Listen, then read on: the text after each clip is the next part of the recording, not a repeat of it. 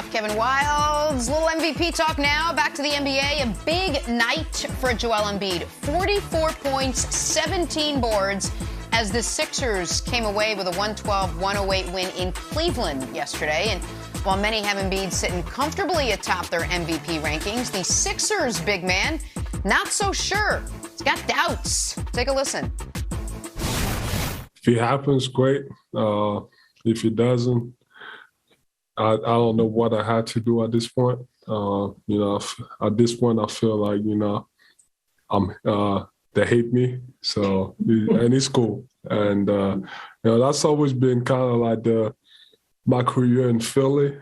And I feel like in Philly, he always felt like, you always have to do more to kind of, I don't know why, but that's always the feeling that I've always had, that, you have to do more than the others. The standard for, guys in Philly or for me is different than the standard than everybody else. I feel like that went downhill fast. I don't know what I have to do, and then I feel like they hate me. Broussard, what do you make of Embiid's comments? Yeah, Joel, he was just rambling. He just didn't know what he was talking about. All right. First of all, the standard in Philly isn't higher. Ask Dr. J, MVP in Philly. Ask Moses Malone. Ask Allen Iverson. They all won MVPs in Philadelphia. AI, yep. And hopefully Embiid will win one. Okay? And certainly nobody hates him. I like him a lot. I think he's got a great personality. I love his game. And as you guys know, less than 2 weeks ago, he was firmly atop my ballot. But Joel asked, well, what do I do? I must give you 2 phrases, Joel. Dunk the ball and take the shot. Oh. Because this race is so close with Giannis, with Embiid, with Nikola Jokic, and you can throw Knicks guy Luka in there. It's so close that little things matter. I often say this with the GOAT conversation, guys, or when we're doing all-time rankings. You nitpick. And certainly it doesn't all come down to one game or one player or whatever. But when Embiid met up with Giannis, with seeding implications on the line, and he had a chance to win that game. First of all, Giannis outplayed him. This was just, a week ago. And then Embiid at the end of the game got the rebound, had a chance to tie the game with a dunk. And he went up meekly, rushed a layup that Giannis blocked. So your competition made the game-winning play, and you failed to make the game-winning play. Hubie Brown, I know, was pulling his hair out. Big man dunk the ball. All right, nobody was going to stop that. That's number one. And then go back a couple of weeks before that, Nick, and Nikola Jokic comes to town. He might win it. There's a lot of indications that Jokic could win it. And at the end of the game, Philly down 3. Jokic is guarding Embiid, backing off, giving him like 6 feet. Embiid's a very good three-point shooter, 36%, 3 for 3 from the arc that game. Instead of taking the shot like he would have done in the third quarter. Yes, I'm saying that. He instead passed it to George Yang in the right or one of the corners, left corner. Yang was 2 for 10 from 3 that game. He's a role player. He bricked it. All right, so those two, you're nitpicking, but when it's this close, it comes down to big plays, and Embiid didn't make them, and that's why I moved Giannis, not so much Jokic, but Giannis ahead of Embiid because Giannis made the big plays, in other games too, and Embiid didn't.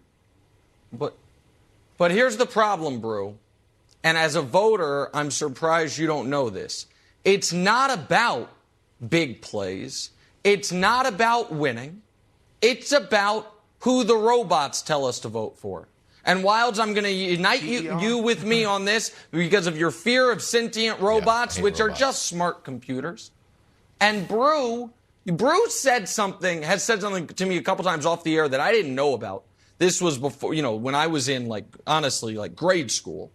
About that back in the early 90s, IBM used to give out their MVP. and Brew, who won it every single year? You told me it was David Robinson.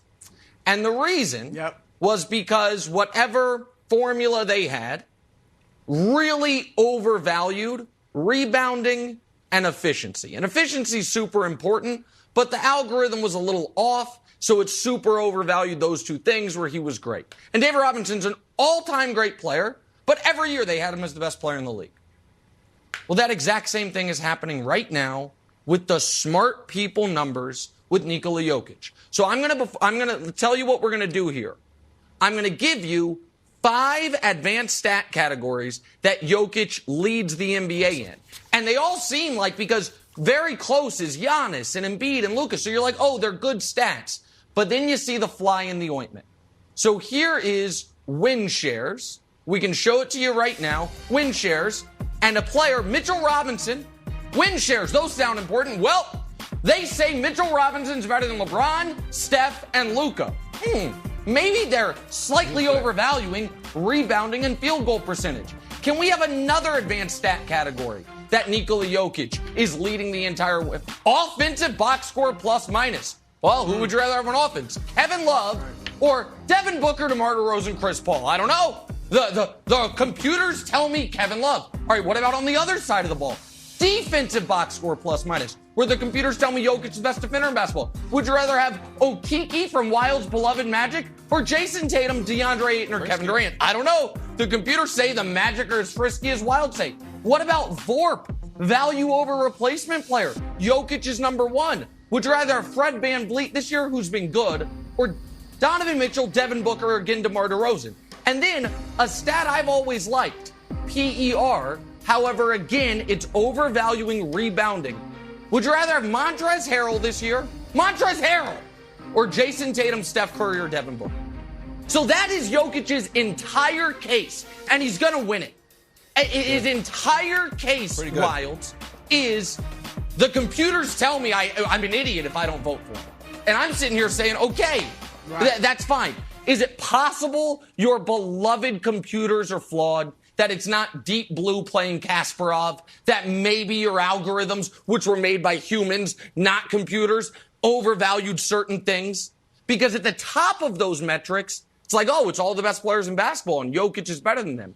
But then you realize it's not Jokic's fault, but what he is particularly good at, which is he doesn't take a lot of shots, so his field goal percentage off the charts, and he's an exceptional rebounder in addition to being a transcendent passer. That he's getting a boost from it, and he's going to win another one of these things. So I don't mind Embiid being frustrated. I'd be frustrated too. Even though my vote would be Giannis or Luka, I don't mind Embiid being frustrated, Wilds. Okay, so Broussard, I think, Nick, first of all, I think you did an excellent job. And when you ever want to be a lawyer, the basketball lawyer field is quite small, although Adam Silver, maybe, don't try to go for an MVP vote, friend. Go for the whole thing. All right, Broussard, I think Embiid has a fair point of, like, what do I need to do? And we talked about it last week, that a lot of Embiid's argument is how he handled the Ben Simmons situation, which is at the same time like a very fuzzy thing. Like I don't have a visual of it. It certainly doesn't hit you emotionally like, yes, he didn't blow it up. It's very odd. I almost think that he needs his Heisman moment. And I pulled some, like, my favorite Heisman moment was Johnny Manziel against Alabama. You watch it, it's like, that's your Heisman Trophy winner right there. Do you think that if Embiid came out and scored 50 or 60, that would move the meter? Because Doc Rivers on the record said, I'll read this quote, I almost want to tell him to try to go get 50 or whatever, win the scoring title, and he said, only if it comes to me. That's the only way I want to win anything. So I thought that was a really cool answer. It also just shows where he's at as a player. I don't think it's a cool answer. I think it's the right answer. It's certainly not the cool answer. The cool answer is like, yeah, you know what? I do need a David Thompson game. I do need an Iceman game. I do need a David Robinson game when I go out and get 60. If he did that, Broussard, wins the scoring title, even on when you know they're feeding him the ball, would that move the meter for you and maybe reconsider your Giannis vote and have put Embiid over Giannis? Doubtful, because it's so close. And here's the thing, and I know I pointed out the 2 incidents against Giannis and Jokic, and that is important. Those incidents plus Giannis, what he did this past week in some big games, those kind of moved him ahead of Embiid for me. But the bottom line is this, guys. Embiid has played tremendously. It's just such a close race. That's what it comes down to. And if Embiid wins it, I don't think anybody can yell bloody murder.